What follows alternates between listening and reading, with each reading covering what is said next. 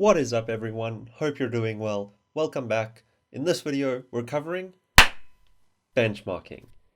This video is to help out with the 2019 practicals for EEE 3096. If you're not watching this video for that, I hope you still found it useful. If you'd like to give the practical a go, I've linked to my GitHub in the description below. Cool, let's talk about benchmarking. When choosing embedded systems, or systems of any type really, we obviously want the best price for the best performance. But how do we compare these boards? There's a couple of things we could look at, such as instructions per second or how well the processor works with floating point. We can also consider other aspects such as the interfaces or the I/O that the board has. Power is also an incredibly important metric, and in some cases it's more important than speed.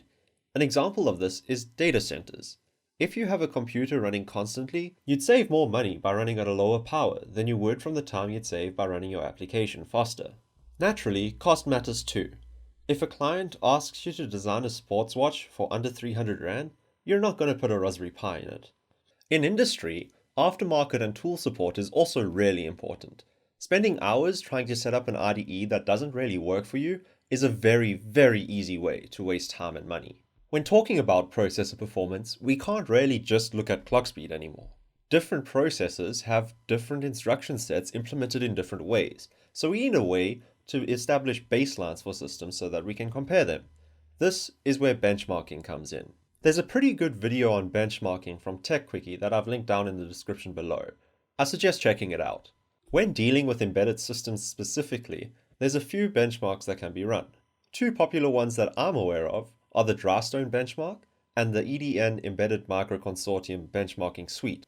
The Drystone benchmark isn't really used anymore, but the EDN suite has 46 tests in automotive, consumer, networking, office automation, and telecommunication categories. It consists of real-world tests with good design and documentation, but unfortunately it's rather expensive. So for this practical, we're going to write our own benchmark. We want a benchmark that's applicable to engineering, but can also give us an idea as to the performance of the Raspberry Pi in other situations.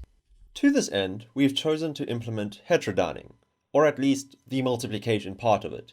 Without going into too much detail, heterodyning is essentially a way of modulating a signal for transmission.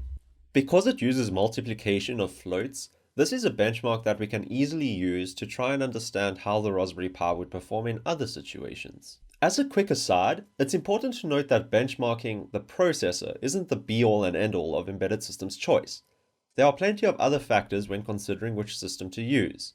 Some of these include the power consumption, the temperature, both of the chip and the temperature the chip can withstand, the physical size of the board, whether or not the board has any peripherals, and how the board is laid out. Software and operating systems are also something to consider. For example, even though the Pi 3B Plus has a 64-bit processor, the operating system that's used, Raspbian, is only 32 bits. We also need to be careful when looking at benchmarks. Hot boards are systems that have been developed to run certain benchmarks faster, possibly at the cost of real-world performance. There's also the issue of manufacturers running benchmarks unfairly, in a way that shows their system to be more favorable. An example of this is Intel's commissioned benchmarks from Principal Technologies. Gamers Nexus does a really good video. I'll link to it down below. In short, benchmarks are really important, and we need them to be as fair and as accurate as possible. A big part of ensuring this is testing methodology, so let's talk about that. To begin with any benchmark, you need to have what's called a golden measure. This is a single point of comparison. For example, in this practical, the golden measure is the Python implementation. It's an implementation where we know for a fact the results are correct. You must still compare other sets of results, for example, double versus float versus single precision, but you will need to go back and compare your final result to the golden measure. Because our particular benchmark deals with execution time, we only want to time what is known as the critical section of the application. Timing things such as print statements adds bloat to our time.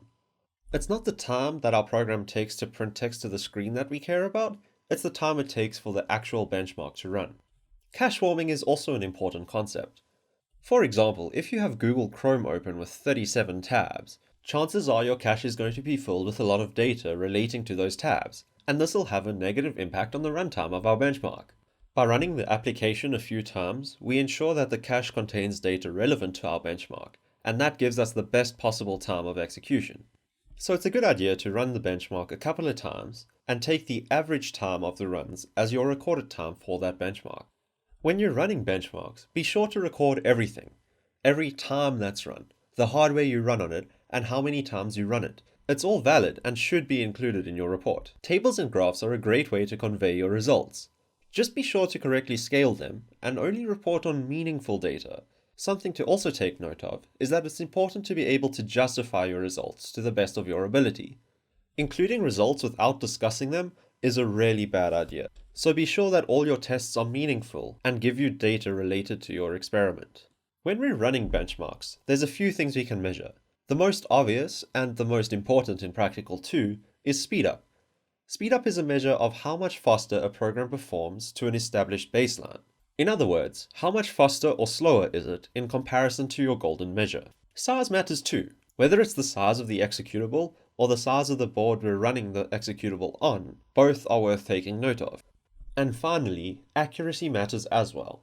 When you're optimizing your program, it's no good getting something to run 500 times faster if you produce the wrong results. This is an important consideration when we're playing with bit widths. We know that less bits generally means our program will run faster. However, this does come at the cost of accuracy. This is something to take note of when optimizing your code in this practical. And while we don't explicitly require you to check the accuracy of your optimized code, bonus marks are available if you do. And that's it for this video, guys. Look after yourselves, and I'll see you next time. Cheers.